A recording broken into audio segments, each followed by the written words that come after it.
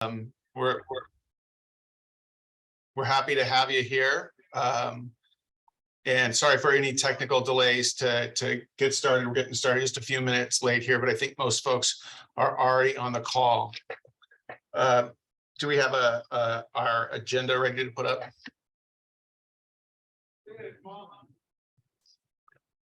Awesome. So I think one of the things that we definitely wanted to do is everyone was on the last call where we did an overview of SURF, which was really for a lot of folks probably the first time anyone's heard about SURF, or if they have, it was probably the first deep dive you've taken into what that actually means and how it could affect Orange County.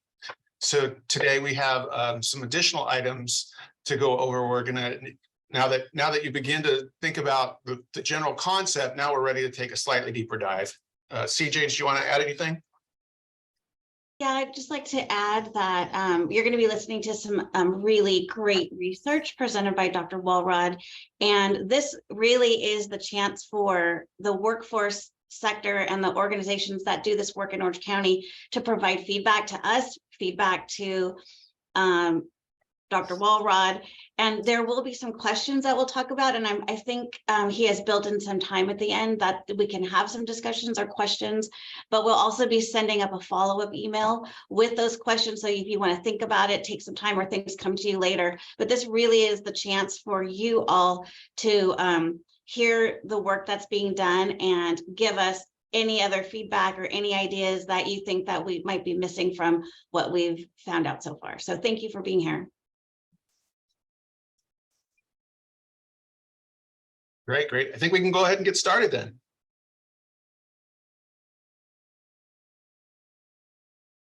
Great, and I'll give a really quick overview of where we're at in terms of the SURF planning. Just very quickly, we are in the first part of the regional phase, and what this initial phase, what we sort of call here for simplicity, is called the data phase internally. And here are 5 of the elements that go into that data. Dr. Walrod and Jesse will be discussing a little bit more of what these elements are within the regional report, the draft regional report. But what we really want to highlight here is that this is the first deliverable to the state. We're hoping to get this, well, the deadline for getting this to the state is at the end of August, but we're hoping to get this report back to the state way before then. And part of the process for getting this back to the state is sharing it with y'all, getting your input, making sure that the community understands what this report is trying to encapsulate and capture. And after we collect feedback from the community, we then be moving into the second phase of this program, which is the strategies phase.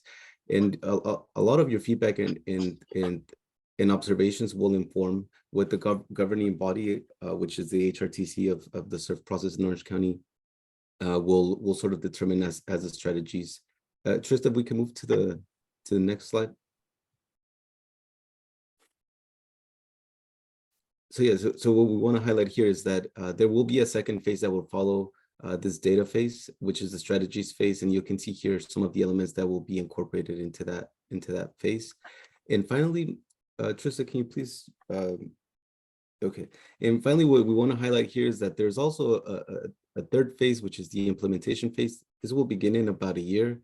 And what we really want to highlight here is that all this planning that we're doing, collecting your feedback and having these, these meetings, these discussions are really aimed towards actually getting substantial funds for actual projects. So a lot of what you are sharing with us and what we're discussing here is really meant to inform the really important projects that will receive funding.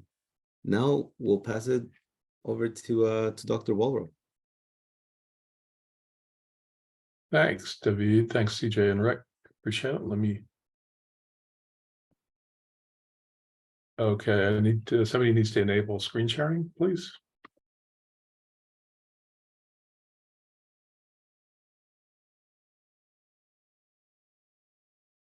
You should, there you go. Okay. Okay, thank you. Okay, let me get back up to the top here.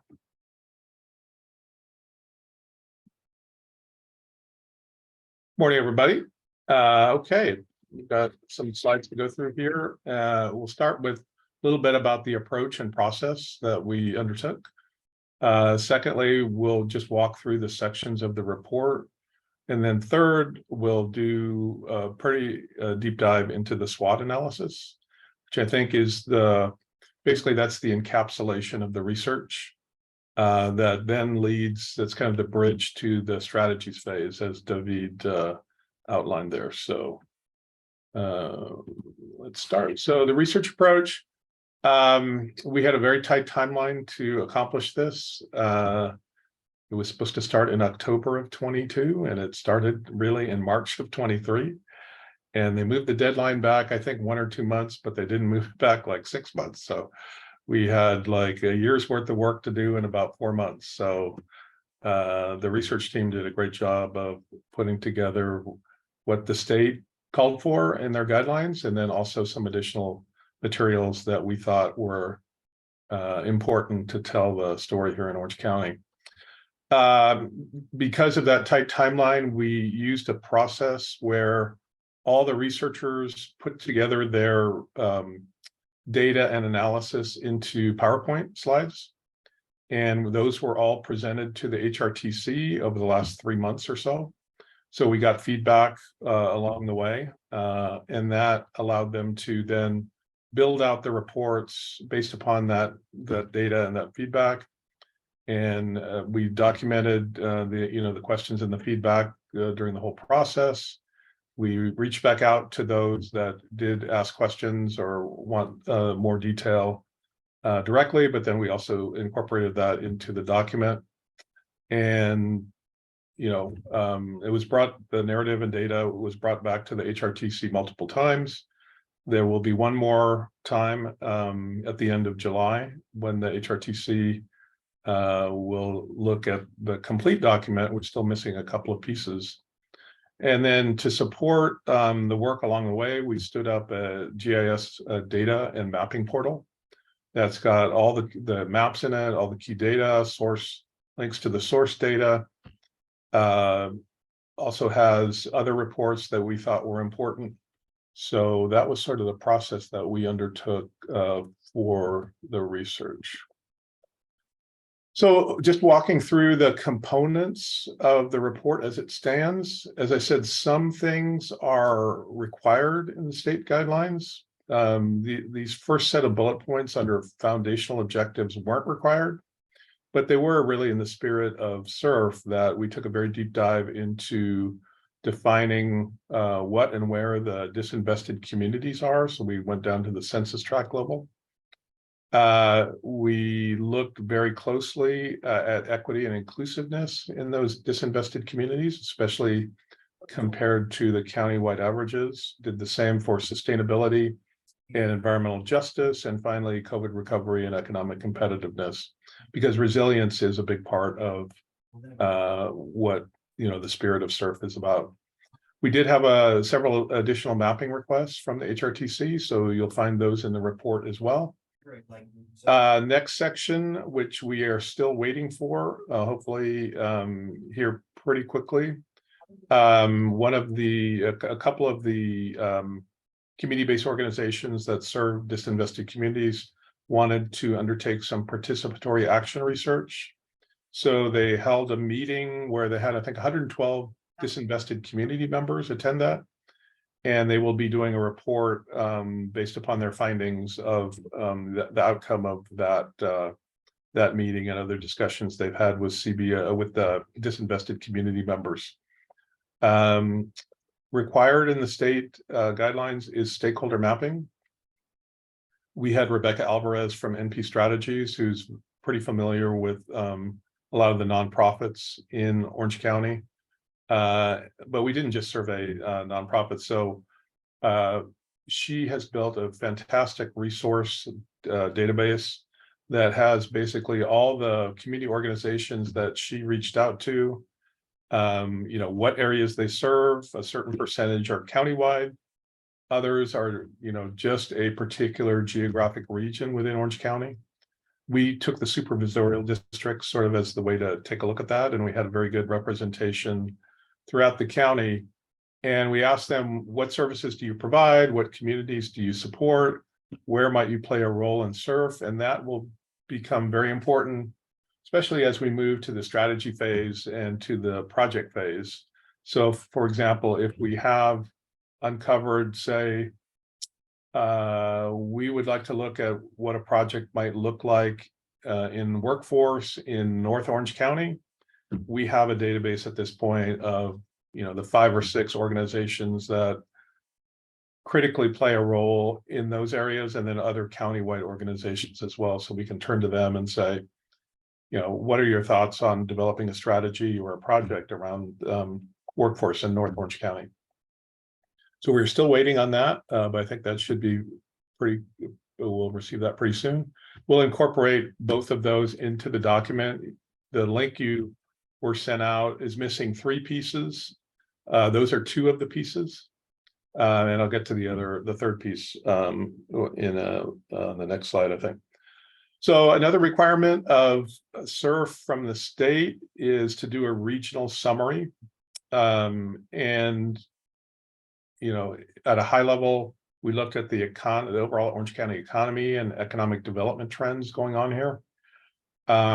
We did a climate and environmental impact analysis, where primarily what we focused on are the role of the transportation network in terms of workforce and job access and economic development, and then looking at any climate vulnerabilities that are in Orange County, and there are several, and each of the sections had a key takeaway. We also did a public health analysis, really focusing on disinvested communities. There are very definite specific health disparities that disinvested communities suffer to a greater extent than other places in Orange County. Similarly, that probably, no surprise, leads to gaps or disparities in health outcomes. There are environmental and sustainability challenges in disinvested communities that are greater probably than most other parts of the county. And then we looked importantly at healthcare access. What was the ability to address any of those health disparities or health outcomes? We did, very pertinent to this group, a pretty deep dive on the labor market analysis. We looked both from an employment standpoint, from an industry standpoint, from an occupational standpoint, looking at where are good paying jobs in the county, both from an industry and occupational standpoint. We looked at where the current demand is, and primarily we did that through job postings. And then we did a bit of an Orange County economic and employment forecast based upon our work, but also based upon work that Cal State Fullerton, Chapman, and UCLA's Anderson School has put out recently. So that was required, sorry. The labor market analysis and the public health analysis, those are all required parts of the state guidelines. These 2 were not required parts. So we were fortunate to get Dr. Neil Sahota, who's a professor at UC Irvine, and also an advisor to the United Nations on AI. He's a bit of a world expert on AI. We're lucky to have him here in Orange County. So we looked at what we think AI is such a big trend that's come upon us very quickly. Automation goes back a few decades in things like manufacturing, but AI in terms of things like ChatGPT obviously arose pretty quickly in 2022. So we thought it was important to understand what are going to be the impacts on the California, but specifically the Orange County economy. So there's a section on what might the trends in AI mean for the labor market going forward. One of the requests from the HRTC was a very newly formed center at UC Irvine, the UCI Labor Center. And UCLA and Berkeley have had labor centers for decades, but there was an initiative at the state, and now every UC campus has a labor center. So under very tight timeline, we had Dr. Virginia Parks and her colleague put together an analysis of the labor market from a labor perspective, from a union perspective. And as I said, they got it done very quickly. It's a brand new center. It really only launched in early 2023. So I think actually the work they did for us on SURF is actually their first work product. And I thought they did a great job of that. Required in the state is the industry cluster analysis. So we looked at, scores of industry clusters from an employment, from a growth standpoint. We did an analysis by city. We wanted to do a drill down on it, not just at the countywide level.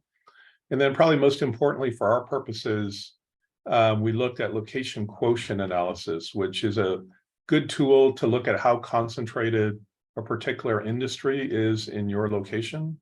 So in this case, comparing Orange County numbers to national numbers.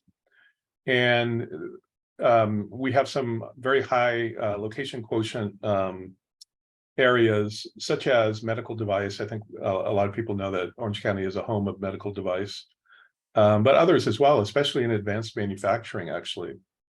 And one of the things that, if we have time, I'd love to get your take on is we need to pick 3 industries that we think are sort of the industries of the future. And we'd love to have your input as to what your thoughts are on what those 3 industries might mean. Of course, we'll probably look a little bit at the location quotient analysis. We'll look at where jobs are being created, especially good paying jobs. So that'll be part of the analysis, but we'd love to get your thoughts on that. Finally, in terms of the main body of the report, so the industry cluster analysis was required under the state guidelines. And then they also required a SWOT analysis. That's mainly what I'm going to walk through here in a few minutes. One of the other things to know is that SURF is very much based on what's called the CEDS, the Comprehensive Economic Development Strategy kind of framework. That's a federal government framework that was put in place by the Economic Development Administration, part of the U.S. Department of Commerce. So Orange County has an existing SWOT analysis from the CEDS, has an existing CEDS. And that actually runs out this year, it expires. So the county will probably put together a new CEDS. I've done the last 3. There are 5-year plans. So we use that as the basis for the SWOT analysis, because there is a SWOT analysis in the CEDS. But also we added in what were the key findings by the research team. And so we added all those into the SWOT analysis as well. We do have 3 appendices. If you want just sort of the quick study, Cliff Notes version of what the research team found, it's the first appendix. And we asked each of the researchers to put together their 3 key points from what they studied. We did put together a history timeline for Orange County. And then finally, we had a good partnership with SCAG, Southern California Association of Governments, and with the Orange County Center of Excellence, which is Center of Excellences are different centers that the community colleges have set up statewide. The one in Orange County is hosted at Rancho Santiago Community College District, and they put together an occupational assessment, which we then wove into the labor market analysis, looking at what are the good paying jobs coming out of COVID and what's going to be resilient if we do have, say, another economic shock. So I think with that, maybe I'll stop there for a second. That was a lot for me, and see if there's any questions about either our approach or this kind of what's in the report. So I know you were sent out a link to the existing report. Remember, there are 3 sections that are going to be added. That's the stakeholder mapping, the participatory action research, and the UCI labor piece, which we have received and are reviewing right now. So I'll open it up to any questions or comments.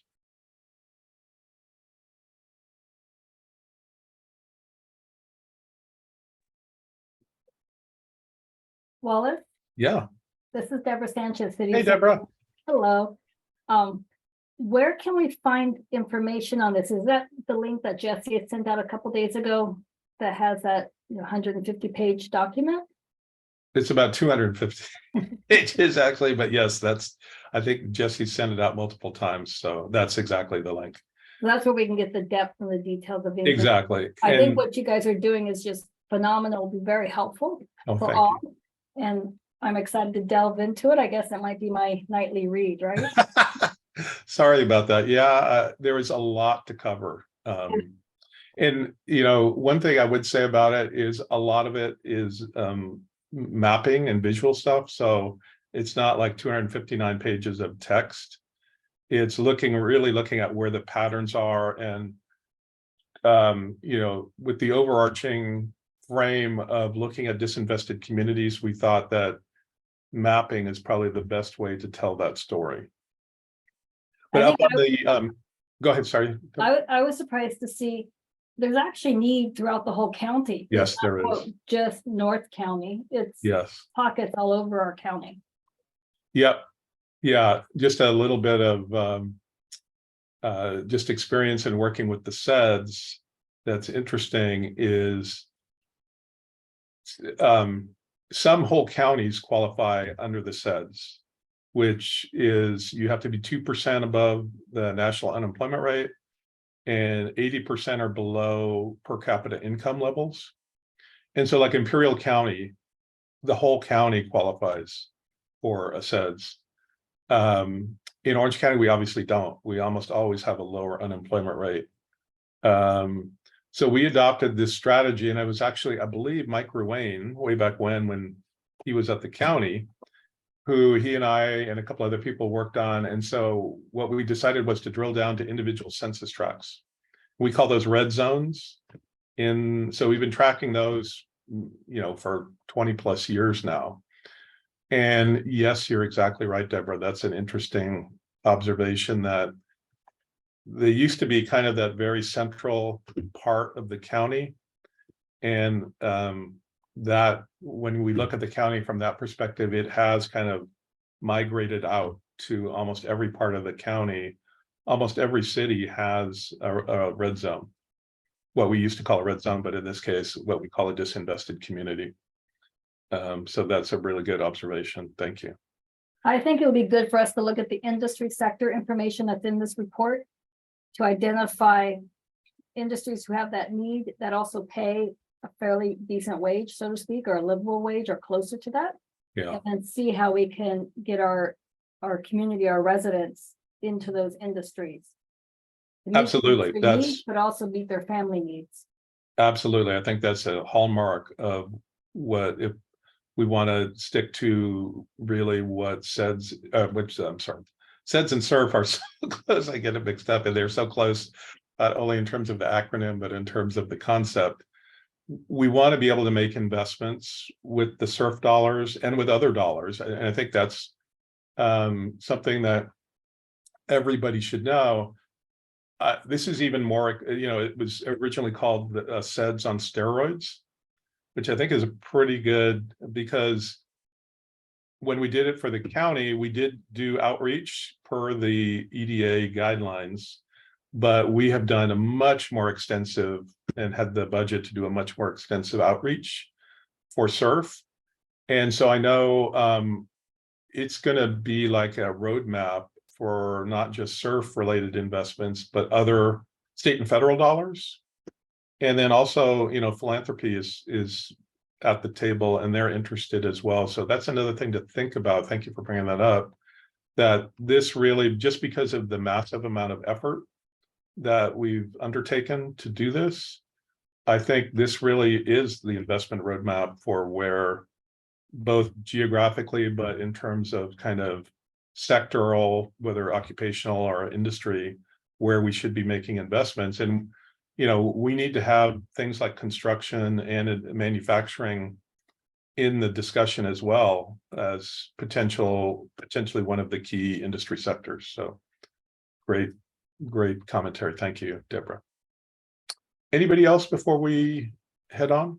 Yeah, Dr. Walrod, I had just a quick question for you, because you said earlier that you've been tracking this data for 20 years. So that brings a question to my mind: is for these key metrics and these sector industries, how quickly are you seeing things changing?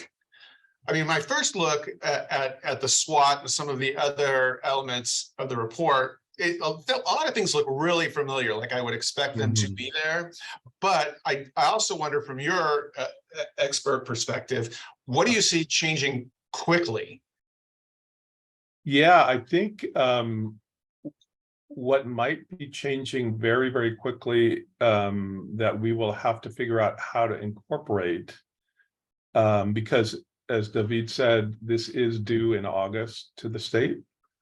And by the way, just pat ourselves in the back. We are far ahead of, I think, any other region in the state, which had to do this under their own tight timelines. I think the economic picture is probably changing pretty quickly. And I think, we still have, with the headline numbers, a pretty low unemployment rate. But I do think there's a rapid softening in the labor market. And I don't want to spend, that much time. Happy to have separate conversations about this, but there are both statistical things within the way the Bureau of Labor Statistics calculates the unemployment rate. And then also other things that are more leading indicators. It turns out like unemployment rates and job creation is a lagging indicator, especially right now, coming out of COVID. But I'll give you an example. The unemployment rate is calculated using a model that the Bureau of Labor Statistics has put into place. There is a big component of that called the birth-death business formation. It's totally a modeling effort that tries to guess how many new small startups are being formed versus how many are going out of business. And coming out of COVID, there were a lot of people who started to form a new business, their own sort of business. And it turns out a lot of those didn't actually then end up, like they applied for a business license. A lot of them didn't really end up being in business. And so 37% of the jobs, so that's an imputation to the other numbers. 37% of the jobs over the last 12 months have been attributed positively to those new business creation, those business formation statistics. I think that's probably overstated at this point.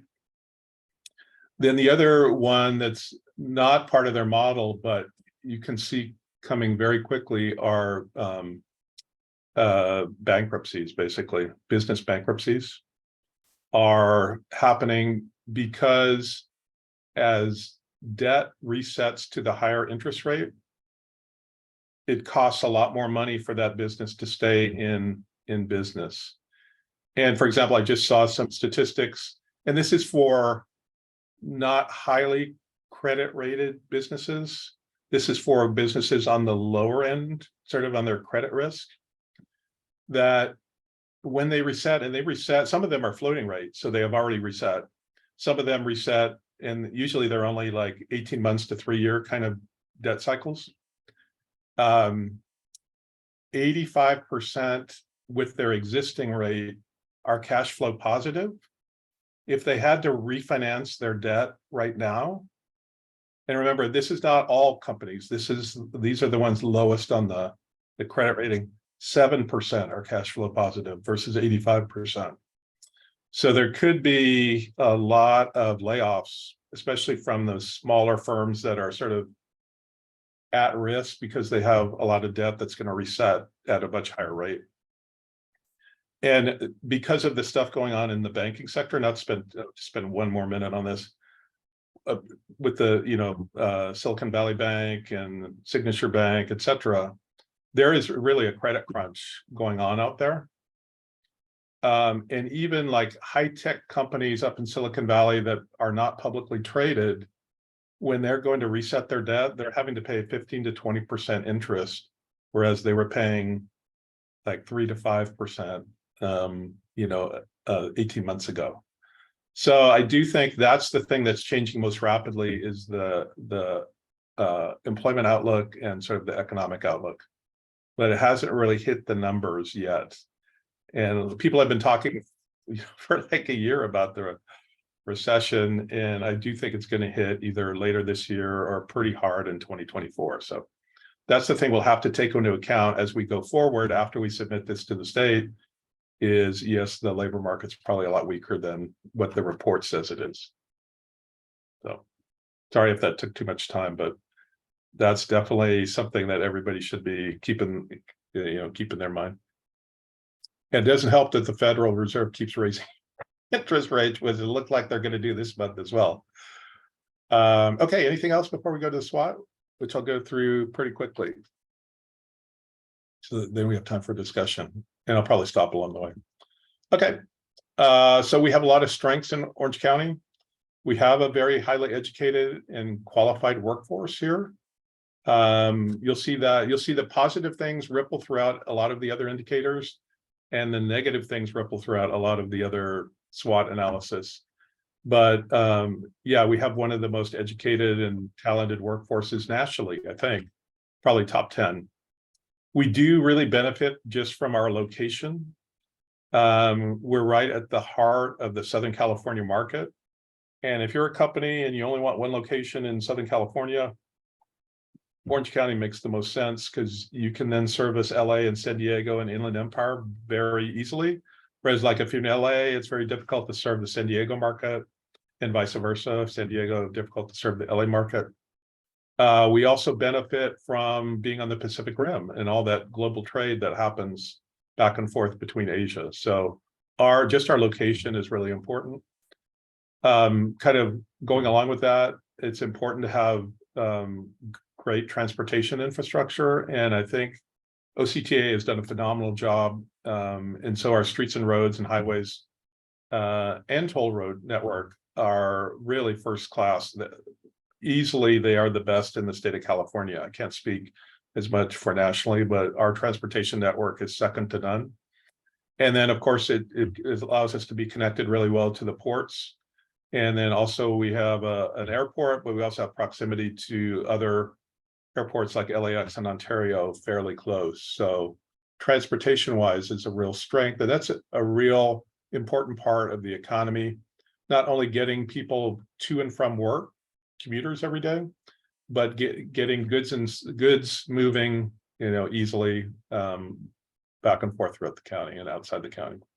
We do have world-class educational research institutions led by our 3 major universities, but also, a great community college system. So we're well served by the educational community. Tourism is a big part of Orange County's story. We do have these world-class tourist attractions that attract people from throughout the world, really.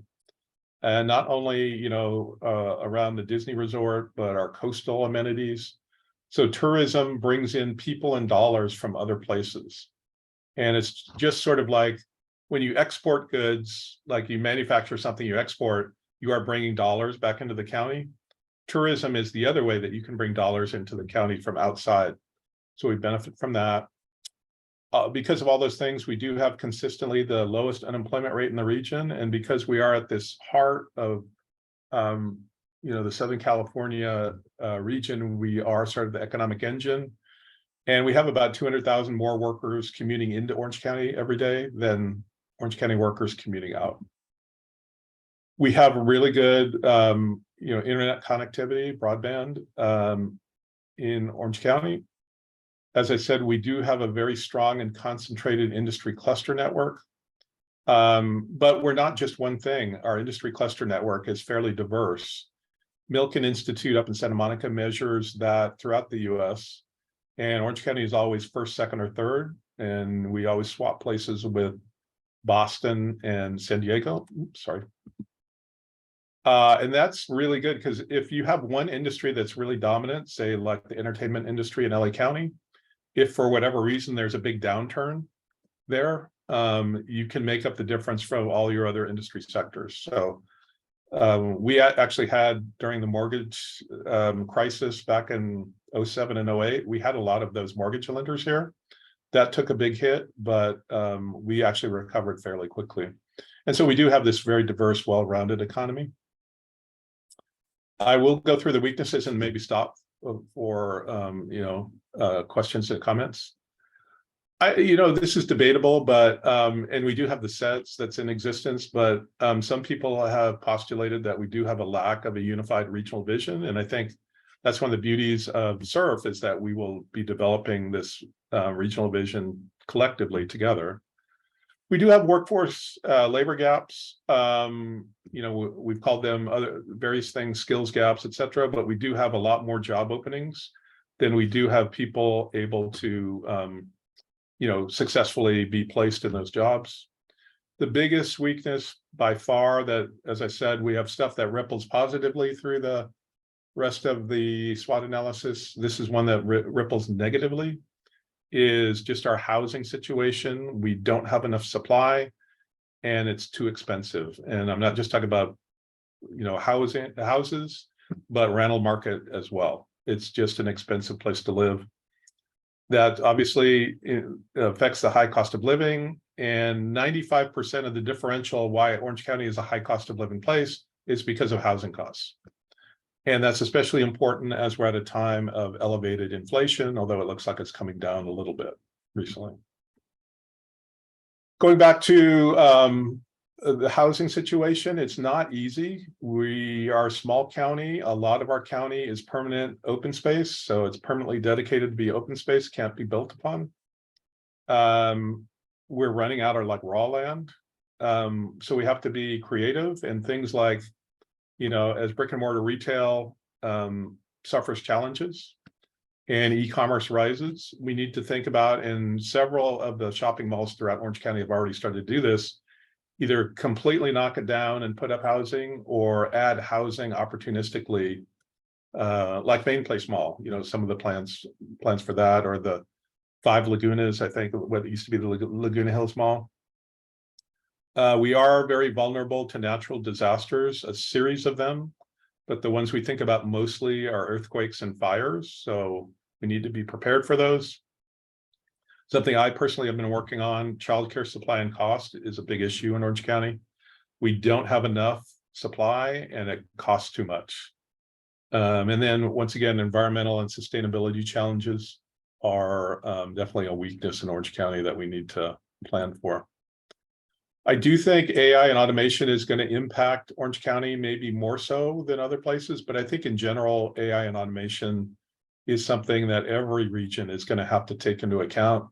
When you're somewhat higher cost place, both in terms of living and in terms of what it costs to have a business here, you're going to look for ways to reduce costs. And one of those for sure is going to be AI and automation. So something, and it's definitely from a workforce perspective, something we have to do a better job of educating our students and current workforce about. We do have uneven outcomes, and so the emphasis on disinvested communities is really key here. How do we even out some of those outcomes? And that also leads to the climate and environmental impacts are not evenly distributed, like air pollution is not evenly distributed. Lack of parks in some parts of the county. It is getting hotter these next 2 weeks, so extreme heat events are not distributed evenly. And then I think this is the last slide. That then has public health impacts on disinvested communities. So there is a greater burden on disinvested communities. Even though we have good broadband, there is still a digital divide, and we understood the importance of that during COVID, especially the importance for education, the importance for, as we move to more of a remote or hybrid work environment, the importance of broadband connectivity is important. And actually, this is one added by one of the HRTC members, with the state's emphasis on EVs. Is the grid going to be able to stand up to how much capacity needs to be added on that?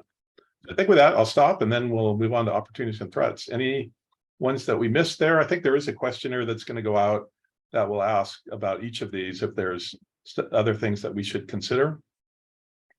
Yes, Deborah. On the comment about EVs and capacity in the grid, I'm also thinking about all the apartment dwellers. Where are they going to charge? They may not have private garages or spaces assigned. How is that going to be addressed? Yeah, absolutely. I think you could think part of that's maybe at workplace sites, but that's definitely not. We're, I think, way behind in general, both residential and workplace deployment of charging stations. So But it is definitely a priority for the state, and the state has provided some funding. So that could be something we should think about as a strategy for Orange County, and a project even, is how we do, make sure that that continues to move in the right direction. Thanks, Deborah. Others, maybe I'll just roll through the rest of them, and then we can get to any discussion, and especially the discussion of the key industry clusters. So opportunities, SURF is all about elevating disinvested communities. We need to do a better job of promoting innovation and entrepreneurship. There have been good efforts, but I think other places there have been increased efforts compared to Orange County. So we need to do a better job there. We do have shifting demographics where are very diverse from an ethnicity standpoint. Probably where we're getting less diverse is in our age distribution. We're getting much older as a county. And that's because of that housing issue that we're losing 35 to 44-year-olds and 25 to 34-year-olds. They're just moving out of Orange County, and they're not just moving to, Inland Empire, they're moving out of state increasingly. So we are at risk of our workforce talent pipeline not meeting needs. And then also we're losing the kids that they would have if they were here. So we do have declining K through 12 school enrollment. We can do a better job of leveraging our existing industry clusters. That's a really exciting part, is to really do a deep dive into what are our opportunities in terms of industries, and what are the three that as a group will collectively decide upon. Career technical education, especially for things like construction and manufacturing, but other things as well, is really an opportunity. We have a robust system, and we need to market that probably better.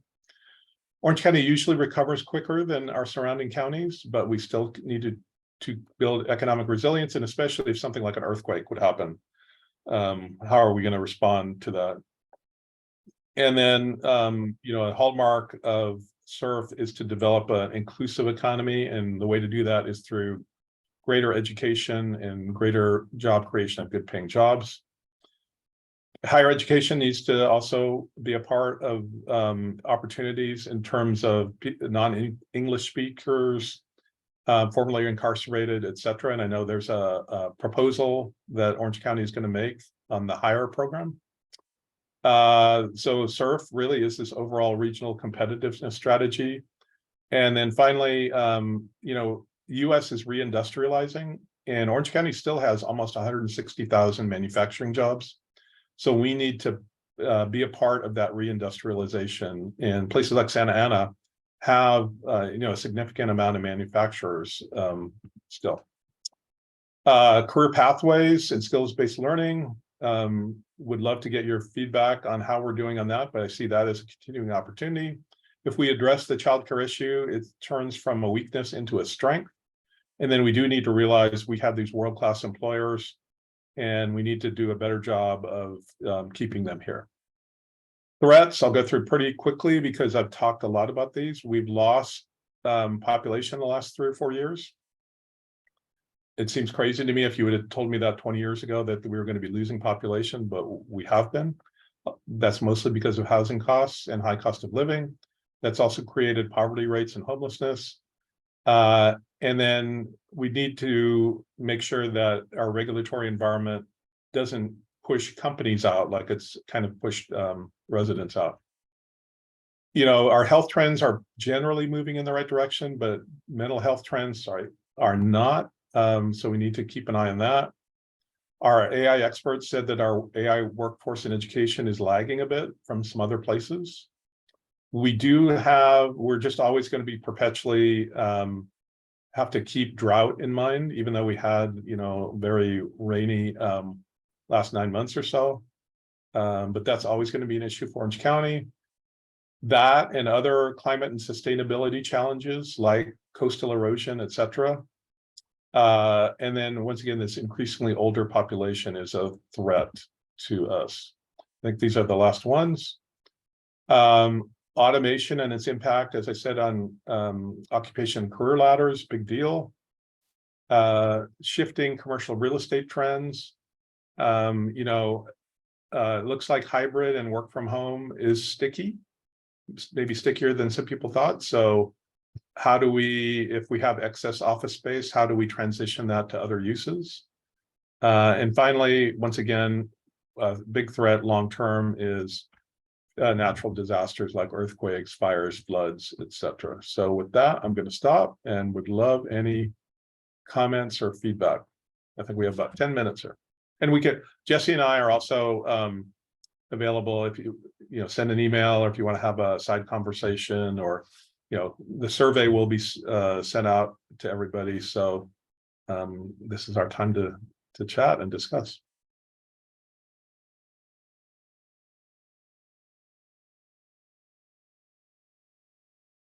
Yeah, really, a lot of it is expected, right? There's not a lot of big surprises there. But also just one perspective is how much of the SWOT analysis does touch the workforce side. Absolutely. Absolutely. Yeah, it's an area that I think it's a strength for Orange County. We do have but it's also a bit of a threat, as when we were talking to one of the other groups, they said, which is a good point, how do we know how to prepare people for the AI world? And we're just kind of at the front end of that, and I'm sure it will evolve very quickly over the next 5+ years. So I think it does get back a little bit to tried and true things like critical thinking skills, teamwork, and things like that. But that's definitely an area we need to definitely make sure that we always think about that when we're doing education and training now, is what could be the impacts. And I guess something new really is we traditionally think of automation in terms of blue collar jobs. And I think with ChatGPT, that's more aimed at kind of white collar jobs and the potential for replacement there. So that is something new as well that's come on very quickly. And then would love any comments on the industries of the future. Thoughts on that? Well, Wallace, thank you. This is a great report. Thanks, Israel. I had a chance to kind of skim through it, and just a couple of comments. First, that's a lot of data to digest. Yeah. Secondly, it's so much different aspects of the data in terms of areas of poverty, the demographics, the opportunities and industry clusters, that it's going to be a bit of a challenge to come up with a comprehensive strategy to roll this out. Just my assessment. Not right. But there's just a lot of moving parts to it. So I think we're going to have to collectively look at where can we make the most impact? Yeah. And have the quicker wins than versus the longer term strategy. Yeah. Fortunately, that's the HRTC's job. Yeah. And then secondly, the state is starting to provide more prescriptive guidance on what those strategies should look like. So that's. But I think what we see is, in terms of industry clusters, I definitely see manufacturing expanding in a number of areas. Obviously, you pointed out medical device is one of the key ones. Automation, I totally see that increasing in automation. So that's a different kind of skill set. Okay. And in the service sector, there's a lot of, in terms of entrepreneurship, lifestyle type of opportunities that people get into because they're easier to get into. And then of course, what you mentioned, as far as AI, yeah, there's opportunities, but there's a real danger with it that is completely out of control in unexpected and unintended ways. I think whatever we do as it relates to AI in terms of implementation and strategy, that we look at it also from how do we mitigate or avoid some misuses of it. Yeah. It can create devastating effects to the overall economy as well. Absolutely. Yeah. I'll throw out one that I'm not saying this is one that I would pick as the top three, but one maybe that people don't think about, and it gets a little bit to your comment about lifestyle, is we are one of the centers of like food / restaurant / culinary, all the way from In-N-Out being headquartered here to Chipotle, obviously moving here, to a lot of other food type companies. So that's kind of an interesting one to think about. And I think there's a lot of actual entrepreneurship and innovation that goes on in that space that would be interesting to think about. There's a lot of food manufacturers here in Santa Ana Yeah, that we lack. Great bread bakeries here in the city. So absolutely. there's a lot in Orange County in that area. Yeah, and there's some emerging, I don't know if you've seen that Store One concept in Anaheim.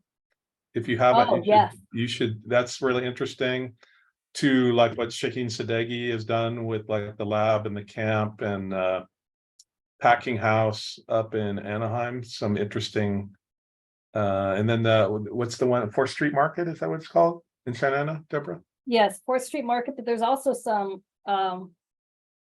aqua farms here in Santa Ana that are growing various vegetables vertically in industrial buildings. Wow. And then if you really want to touch it, we do have a burgeoning manufacturing of cannabis products here in our city Oh, yeah. Yeah, that's interesting. that needs manufacturers or people that know how to use the products. So we're collaborating with general fund monies with our community colleges to provide training for that industry. And I think Santa Ana College is building up their culinary program. Yes. And then we have a lot of nutraceuticals and nutritional supplement manufacturers, I believe, in Orange County as well. Well, then even our charter schools have culinary programs. OSHA and Santa Ana Unified has a culinary program in their K-4, their high school programs. So that might be an interesting one to take a look at, consider, at least put on the list. Right, that's one of our industries for the 3 workforce boards is the transportation, or what's it called? Hospitality, tourism, and retail. Mm-hmm. And Yeah, the that fits in. culinary falls under that. Fits in nicely in there, right? Absolutely.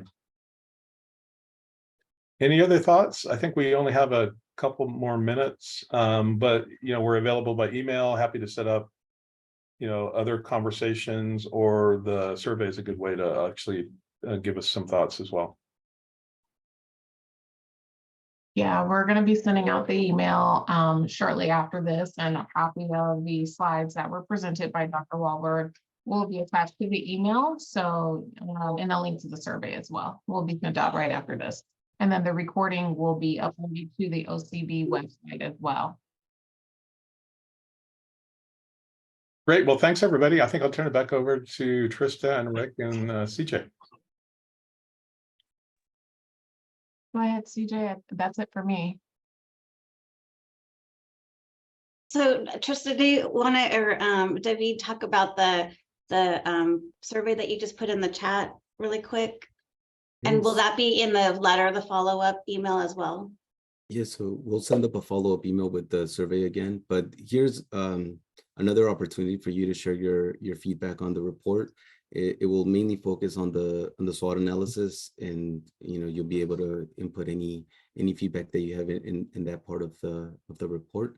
We are also curious about what you think are the 3 growing industries in Orange County in the future. So we added a question there to address that.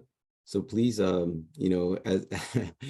Deborah mentioned, as you're doing your nightly read with the report, and you have some feedback on any of the pieces that seem important to you, please fill out that survey or let us know via email. And we'll be happy to incorporate it and share with the research team. The final plan, the draft plan will be revised by the HRTC next week. And they're collecting all this data, and then hopefully they can submit it to the state, I believe, by the 28th. I think that's the deadline. So they'll definitely greatly appreciate any flags that you guys may see. Great, sounds good. Any last comments before we close it out? Can you drop the oh, there it goes. Thank you. You got it. Great. Thank you, Dr. Walrod. Thank you, everyone else. Thank you. Thanks.